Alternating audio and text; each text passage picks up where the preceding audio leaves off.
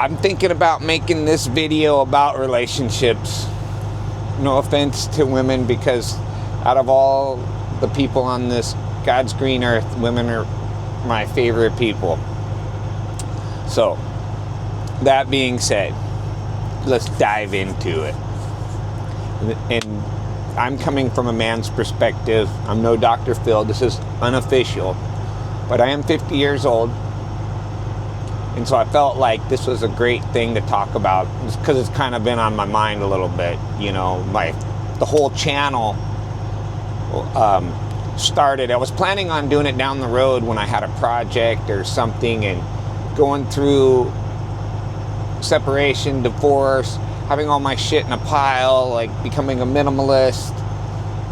All of these things spurred me on. And also, I went to counseling. I tried to make it work with the wife. But I remember her shaming me for wanting to be a adventure tour guide, or, you know, my social media. And it was like, he's off in the la la land. I'm like, first off, you can see him at work right now. Equipment operator, working in the oil field, blah, blah, blah. But I work, and I've never missed work. I'm the most reliable guy, always paid the bills, never had to think twice, never, 6 years of being together, never had to worry about crap. And I paid for most everything. You know, I would go broke. I would use my cards if I didn't have money. Like, it was never no. It was like, when are we going? Great guy. And you know what? If you're a man out there and you work hard and you give all to your family, I want to give you kudos. I want to tell you, hey, I appreciate you. I don't know where the dynamics have changed in the last few years, but it's decade or two. But women really do have most of the power. You know, like, a husband should do this, a husband should do that. A man, how can a woman tell you what it's like to be a man? And it's like, give what your wife wants, do all this other stuff. What about what a man wants? All my ideas are wrong or bad. I got like PSD or something from being like traumatized, and I'm like, I can't do anything right. And the thing of it is the people that support you the most and love you the most, those are the ones you take it all out on. That's the people that you're punishing. And I love it, being with somebody who's smart, funny, beautiful, all of those great things. And like, her friends and family, they get to see the good side, but behind the scenes, it's like a punching bag. And I'm not talking about somebody who's rude and disrespectful and treats a woman like a piece of trash or property. I'm talking about a gentleman, the guy who goes above and beyond and would do anything to make that person happy, right? Loving them, supporting them, buying everything, jumping to their whims, you know, and they're dangling that little carrot. They're going to leave you or you're not good enough. And, you know, I know in my heart of hearts that there's things I didn't even do wrong. I always hear her tell me what I think and how I do and how I react. And it's like, that's not any of it, right? So I even though I still love my ex, I don't miss that mental abuse. It's a real thing. You know, I have read books and been to counseling and, you know, soul searched. I'm not traumatized from when I was a kid. I don't give a crap what my parents did. I'll say this to everybody out there listening. You ever watch Hollywood or movies and stuff? You see all this great stuff that everybody has going for them, right? And you think that that's life, or that's what a good life is. Well, I want to beg to differ. There's way more people that have dysfunction junction, had rough parents, came from a divorce, been through poverty, got made fun of or bullied in school. Like, there's so many more of those people than the successful, cool ones that you see. There's a handful of cool people, and there's a whole school full of losers. Are we losers? We're the majority. We're not losers. It doesn't matter where you came from, right? You know, it doesn't matter if you were rich. It doesn't matter what your parents were. It doesn't matter if you were popular in school. It really doesn't matter. We all have hard lives. We all have sad stories. Not everything is bougie, but I don't think that makes us any less of a person, any more deserving, any less genuine or awesome or great. And if you peak in high school, by the time you're like 30, 40, you're going to be bald-headed, lose your hair, all full of wrinkles. So what if you're not popular at the beginning? It's not where you came from, but where you're going.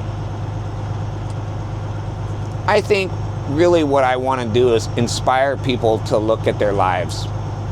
Really look. You know, they say that if you're codependent, like that's a bad thing. I don't think it's a bad thing. I think it's great to have somebody to love. And a lot of times you're not going to leave because you're going to look, oh, she's pretty, she's smart. Maybe she's not a drug addict. Maybe she's not a thief. Maybe she's not like a criminal, or you don't have those dramas. But if that person has mental issues or they take their crap out on you, if you can ignore it, I give you kudos.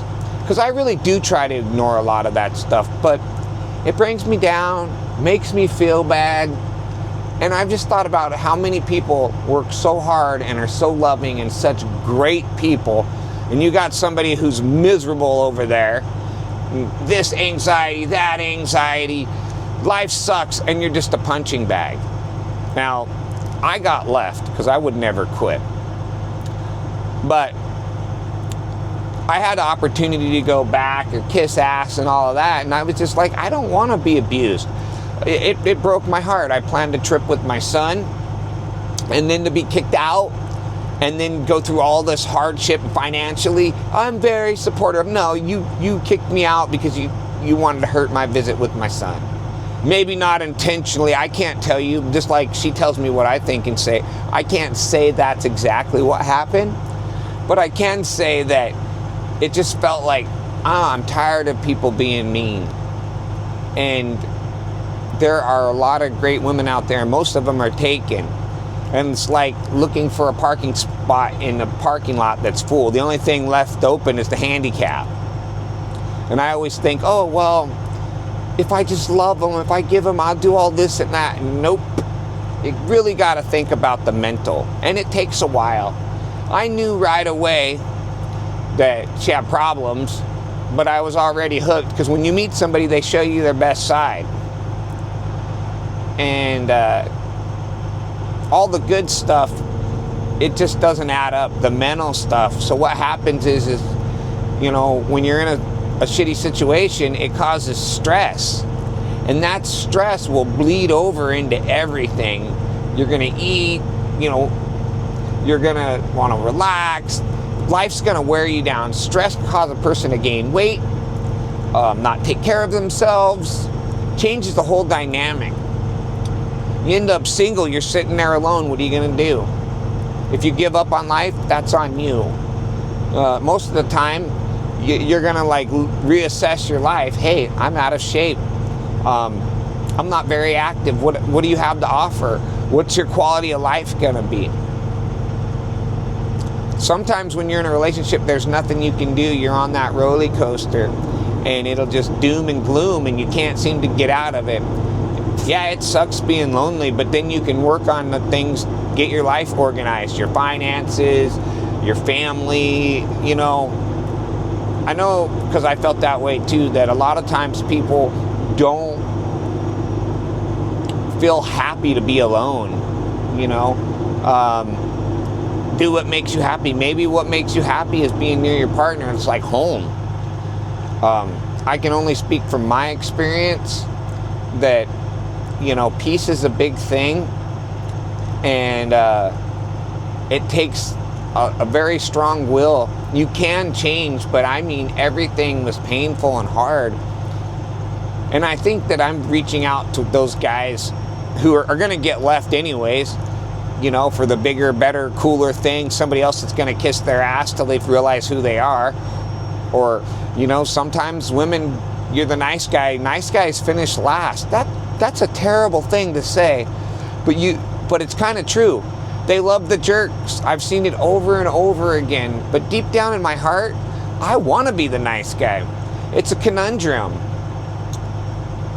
If you're nice and you do things the way that she wants, she's going to eat you up, chew you out. That's one take on it. And I'm not saying all women. There are millions and millions of great women, and most of them are taken. It's a lot of work starting over in dating. I can see why nobody'd want to start over. You know how much work it is? But since I got thrusted into it, I feel like to inspire people. Maybe your relationships can drag on forever. You're just money bags, punching bag, and there's no love. But the person that supports you in your dreams and tells you, buy those hair clippers, buy those tools, get that truck, buy that camera, I believe in you, I love you, even when you mess up.